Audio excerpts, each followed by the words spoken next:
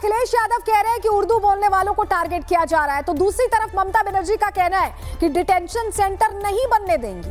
तो वहीं योगी से लेकर पीएम मोदी तक साफ कह चुके हैं कि एक भी घुसपैठिए को छोड़ेंगे नहीं, और विपक्ष सिर्फ वोट बैंक की राजनीति कर रहा है। और इस तरह की राजनीति का देश को क्या नुकसान होता है उसका भी एक उदाहरण योगी आदित्यनाथ ने दे दिया है, उन्हें सुनिए।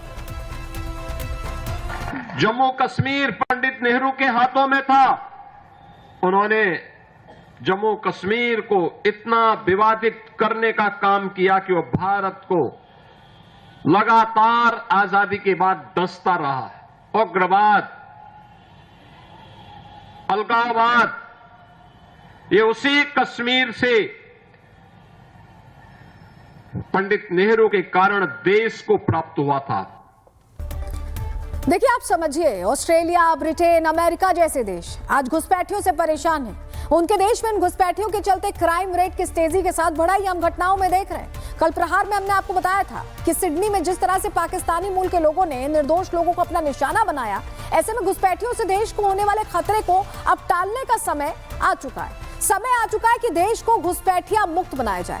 और विपक्ष को भी आज पूर्व प्रधानमंत्री अटल बिहारी वाजपेयी जी का वो भाषण लूप में लगाकर सुनना चाहिए, जहां उन्होंने बताया था कि सत्ता का खेल चलता रहेगा, सरकारें आएंगी जाएंगी, पार्टियां बनेंगी बिगड़ेंगी, मगर ये देश रहना चाहिए।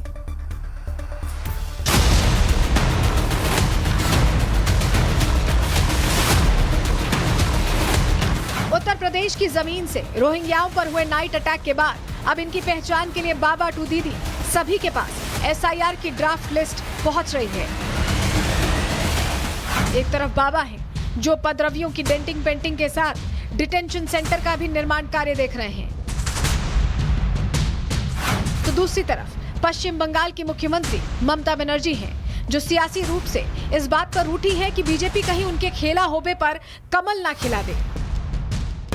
আমি পরিষ্কার আপনাদের বলে দিচ্ছি, বাংলার লোকেদের ডিটেনশন ক্যাম্পে রাখলে আগামী দিন বাংলার মানুষও কিন্তু বিজেপিকে পলিটিক্যাল নয়, ইলেকশনে লড়ে ডিটেনশন ক্যাম্পে রাখবে রাজনৈতিকভাবে। दीदी का गुस्सा लाजमी है, क्योंकि मुर्शिदाबाद टू मालदा ममता बनर्जी के वोटर बेस की सबसे बड़ी ताकत मुसलमान ही थे। वो मुसलमान जो दीदी को आंख मूंद कर वोट देते रहे, लेकिन इस बार हुए एसआईआर में मृत, लापता, फर्जी और डुप्लीकेट वोटर्स की पहचान की गई। और अब दीदी को शक है कि ये सारे पैमाने उनके वोटर्स पर फिट बैठते हैं। अब बीजेपी यही बात पूछ रही है कि दीदी को आखिर ऐसा क्यों लगता है कि सारे मृत, फर्जी, लापता वोटर्स उन्हीं के वोटर्स हो सकते हैं, जबकि मुमकिन तो ये भी होना चाहिए कि इनमें से कई वोटर्स बीजेपी के हों। यही वो शुद्धि का सवाल है जिस पर सियासी तकरार छिड़ी हुई है। दीदी टू अखिलेश भैया सभी एसआईआर के खिलाफ है। फिलहाल एसआईआर की सख्त ब्रांडिंग करके बाबा ने यूपी में लॉन्च कर दिया है, जिसके बाद अखिलेश यादव भी टेंशन में नजर आ रहे हैं। लेकिन चूंकि एसआईआर का काम बदस्तूर जारी है, इसीलिए हाथ मसलने के अलावा अब विपक्ष के पास दूसरा कोई विकल्प नहीं है। और एसआईआर की जरूरत क्या है, तो इसे सिर्फ बंगाल के ही उदाहरण से समझ सकते हैं, जहां चुनाव आयोग की तरफ से कराए गए एसआईआर अभियान में कई झोल सामने आए। 2002 की मतदाता सूची की जांच में यह बात सामने आई कि 2002 की वोटर लिस्ट में दर्ज करीब 85 लाख मतदाताओं के पिता के नाम में त्रुटियां पाई गई हैं, जबकि 13.5 लाख वोटर्स के माता पिता का नाम एक ही है। साथ ही एसआईआर के दौरान 11,95,230 ऐसे मामले भी सामने आए हैं जहां पिता की उम्र बेटे से महज 15 साल या उससे भी कम ज्यादा दिखाई गई है। और इसी बात का जिक्र सीएम योगी ने भी अपने बयान में किया है। एक जगह तो ये भी मैंने देखा, एक सज्जन का नाम था, उसकी उम्र 20 साल, उसके पिता की उम्र 30 साल और उसके ग्रैंडफादर की उम्र 40 साल। तो मैंने कहा ये कौन नए नमूने आ गए। देखो, एसआईआर के बाद बांग्लादेश बॉर्डर की तरफ झोला लेकर भागते बांग्लादेशियों की तस्वीरें हर तरफ वायरल हैं। दीदी गुस्से में ललकार रही हैं कि डिटेंशन सेंटर नहीं बनने देंगे, तो बीजेपी नेता शुभेंदु अधिकारी ने कह दिया कि डिटेंशन नहीं तो सीधा डिपोर्ट होगी। खैर, पश्चिम बंगाल में एसआईआर की ड्राफ्ट लिस्ट तैयार हो चुकी है। 58 लाख नामों पर कैची चली है। ऐसे में अब देखना दिलचस्प होगा कि जो नाम डिलीट हुए हैं ये किसके साथ खेला करने वाले हैं। Bureau report, Republic Bharat. अब एक तरफ एसआईआर को लेकर विपक्ष बेचैन है, तो वहीं दूसरी तरफ एसआईआर के मंथन से निकला विपक्ष का वोट चोरी मुद्दा भी धुआं होता नजर आ रहा है। दरअसल वोट चोरी के मुद्दे से अब विपक्ष के नेता ही दूरी बनाने लगे हैं। ऐसे में वोट चोरी का मुद्दा आज सिर्फ कांग्रेस पार्टी कार्यालयों तक ही सीमित होकर गूंज रहा है।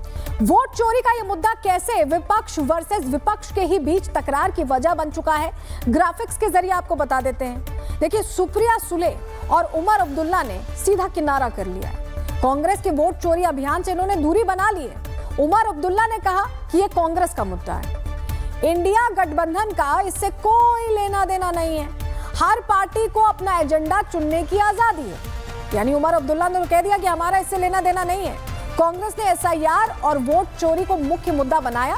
सुप्रिया सुले ने लोकसभा में कहा कि मैं ईवीएम पर सवाल नहीं उठाऊंगी, वो भी अलग चली गई। इसी मशीन से मैं 4 बार चुनी गई हूं, ईवीएम या वीवीपैट पर आरोप लगाना उचित नहीं है। यानी साथी को भी नसीहत दे दी सुप्रिया सुले ने। कांग्रेस राहुल के नेतृत्व में एसआईआर को वोट चोरी बता रही है। इंडिया गठबंधन में ऐसे में अब दरार दिख रही है, ऐसा लग रहा है अब कोई गठबंधन देखिए वैसे बचा भी नहीं है। बीजेपी ने सुले के ईवीएम बयान का समर्थन किया, कांग्रेस अब अकेली पड़ती नजर आ रही है। एसआईआर प्रक्रिया जारी है, विपक्ष एकजुट नहीं दिख रहा है और यही वजह है कि हर बार जब ऐसा होता है तो मुद्दा खत्म हो जाता है। विपक्ष एकजुट नहीं है क्योंकि उमर अब्दुल्ला से लेकर सुप्रिया सुले तक सभी ने वोट चोरी के मुद्दे से अपना पिंड छुड़ा लिया। इंडिया अलायंस को इससे कोई लेना देना नहीं है। हर पॉलिटिकल पार्टी को खुली छूट है कि वो अपने हिसाब से अपने पॉलिटिकल एजेंडा को सेट करें। अब कांग्रेस ने एसआईआर या वोट चोरी को जो है अपना एक मेन पॉलिटिकल इशू बनाया है। ठीक है, हम कौन होते हैं उनसे कहने वाले कि वो ना करें? हम अपने इश्यूज चूज करेंगे, वो अपने चूज करें। मैं नहीं कह रही हूँ, इनका कहना है कि मैं भी उसी मशीन पे चुन के आई हूँ, तो मैं वीवीपैट ईसी किसी पे नहीं बोलूंगी, क्योंकि मेरा कहना है अगर वो मशीन में गलती है तो मेरे से शुरू करिए, क्योंकि मैं 4 बार चुन के उसी मशीन के कारण आई हूँ।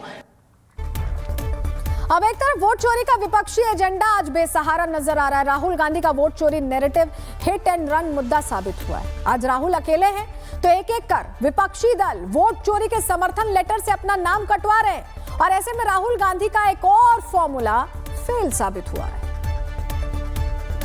वोट चोरी देश में जब नहीं हो रहा है तो कोई कैसे कह पाएगा। इसलिए बहुत अच्छी उमर अब्दुल्ला जी की जो स्पीच है कि कांग्रेस का मुद्दा है, क्योंकि ये मुद्दा है ही नहीं, ये मुद्दा क्रिएट करने की कोशिश की जा रही है। नहीं, हम तो क्या कर सकते हैं, उनका अपना दृष्टिकोण है, वो जाने जो फैसला करें। और सुप्रिया सुले करी मैं तो 12 से चुनकर आई ईवीएम से। अपनी अलग पार्टी है, उनकी पार्टी का अपना अलग स्टैंड है, हम उसमें क्या कर सकते हैं। उनका मुद्दा नहीं होगा, उनकी मजबूरी होगी, सरकार में हो सकता है उम्मीद हो कि पूर्ण राज्य का मिल जाएगा, लेकिन मिलेगा उनको भी कुछ नहीं। क्यों पूछ क्यों नहीं रहे?